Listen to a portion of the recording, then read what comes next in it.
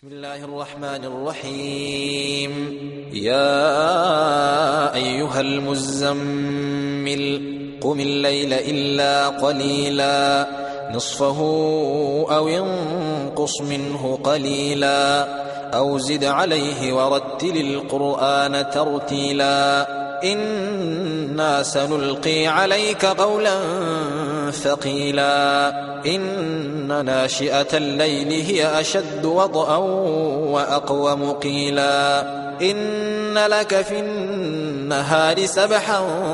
طويلا واذكر اسم ربك وتبتل إليه تبتيلا رب المشرق والمغرب لا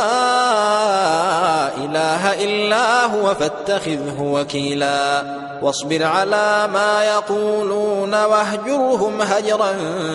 جميلا وذرني والمكذبين أولي النعمة ومهلهم قليلا إن لدينا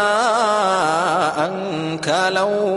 وجحيما وطعاما ذا غصة وعذابا أليما يوم ترجف الأرض والجبال وكانت الجبال كثيبا مهيلا إنا أرسلنا إليكم رسولا شاهدا عليكم كما أرسلنا إلى فرعون رسولا فعصى فرعون الرسول فأخذناه أخذا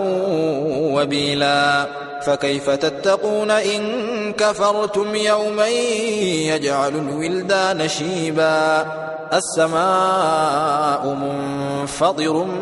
به كان وعده مفعولا إن هذه تذكرة فمن شاء اتخذ إلى ربه سبيلا إن ربك يعلم أنك تقوم أدنى من ثلثي الليل ونصفه وثلثه وطائفة من الذين معك والله يقدر الليل والنهار علم أن لن تحصوه فتاب عليكم فاقرؤوا ما تيسر من القرآن علم أن سيكون منكم مرضى وآخرون يضربون في الأرض يبتغون من فضل الله وآخرون يقاتلون في سبيل الله فاقرؤوا ما تيسر منه وأقيموا الصلاة وآتوا الزكاة وأقرضوا الله قرضا حسنا وما تقدموا لأنفسكم من خير